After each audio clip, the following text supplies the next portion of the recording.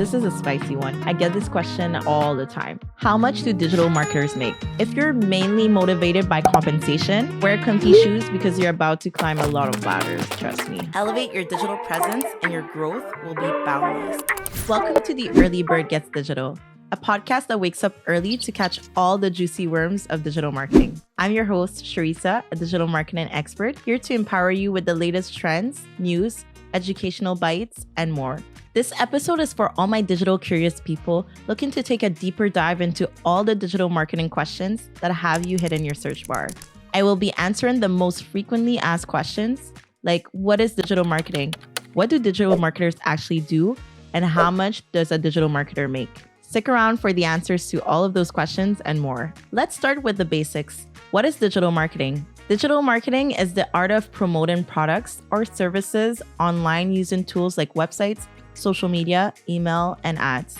Digital marketers aim to connect with people, grab their attention, and encourage them to take an action like buying a product or clicking on a website. Think of it as a cool way to make sure your message reaches the right people in the online world. Digital marketing helps you reach a much wider spread audience than you could through traditional methods, such as billboards or TV commercials, and precisely target the prospects who are the most likely to buy your product or service. And since it's often more cost-effective than traditional marketing, it is the most convenient way to make a big splash in the online crowd. What exactly does a digital marketer do? Oh, what a simple question with a very complex answer. Digital marketing is such a broad discipline that the day-to-day can look drastically different for one professional to the next. So in hopes to keep this answer as simple as possible, I broke this down into the main dichotomies that describe different roles in digital marketing. Specialists versus generalists. Generalists, as the term implies, are jacks of all trades. They do a little bit of every type of marketing, social media marketing, email marketing, website, paid, etc. A generalist's main function is usually to ensure that there is consistent messaging and seamless execution through all the digital touchpoints and to match best practices in different channels. Jobs vary from entry-level to executive-level titles. On the other hand, specialists are subject matter experts in one or few subdisciplines in marketing, and they oversee their subdisciplines at greater capacities.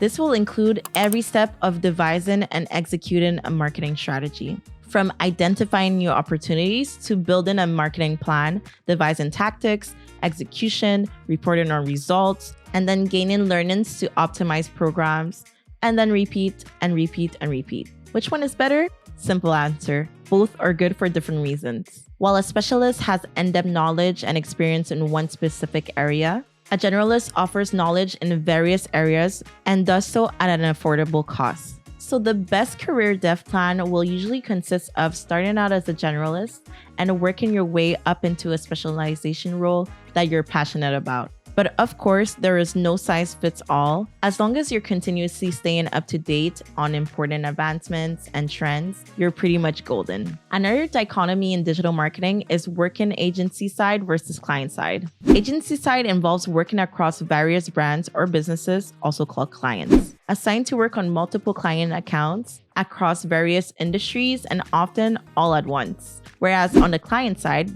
basically you'll be directly employed by the brand or company you're working for. Both are very different, so it's important to decide which one is better for you.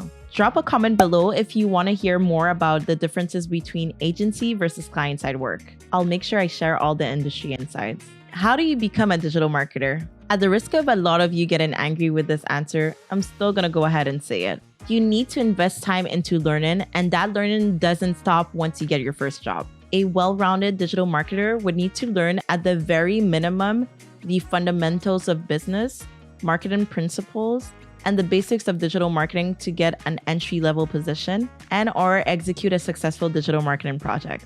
The rest will most likely be developed only through experience and real-life application of concepts. And the good news is that the learning phase can be personalized to your preference based on the amount of time you're willing to invest into learning and your budget, of course. For people looking for a quick and cost-sensitive solution, There are now so many free and renowned online certifications available out there, such as Google Academy and LinkedIn Learning's digital marketing track. I'll drop links to those and a few more in the description down below. For people open to a short to medium-term learning path, you could go for a business certificate with a marketing focus that will last from 6 to 18 months, marketing attestation or DP in Canada, which would last 18 to 24 months, or a business marketing bachelor's that would last 3 to 4 years that has a prerequisite of a high school degree and a minimum grade point average. For digital marketing pros looking for continuous learning opportunities, digital marketing blogs, podcasts, and YouTube channels will become your best friends.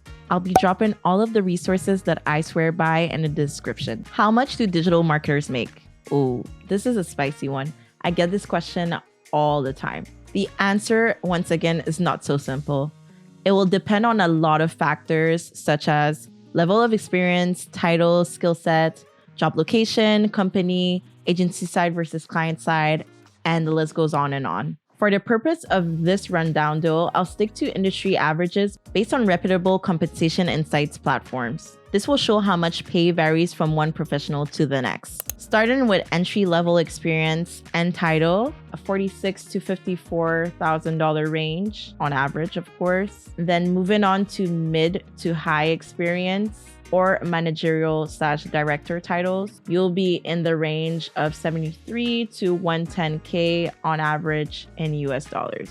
Now let's look at the executive level. High experience and VP executive level titles, $153,000 to $183,000 range. And that's really steep in comparison to where you're starting at in the $50,000 range. So all that to say, if you're mainly motivated by compensation, do your research and wear comfy shoes because you're about to climb a lot of ladders. Trust me. What are the different types of digital marketing? To keep things brief, here are the main 6 sub-disciplines in digital marketing that you need to know about, but in simple words without all the jargon. Search engine optimization, also known as SEO. This makes your website friendly for search engines to decipher information on it so that more people can find it when they're looking for something online. Content marketing is creating and sharing helpful, interesting, or entertaining stuff online, like articles, videos, or blogs, to attract and keep people's attention and indirectly promote your brand.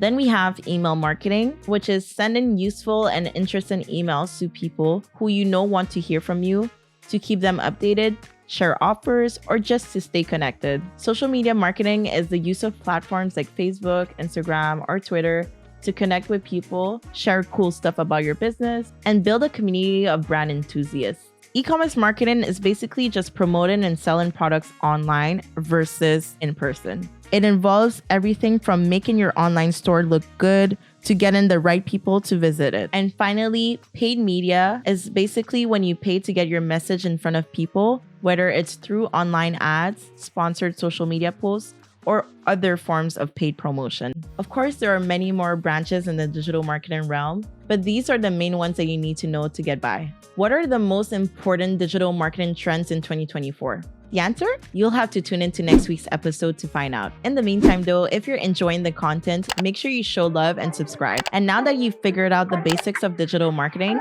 learn how AI can do all your digital marketing for you right here. See you on the next one. Bye.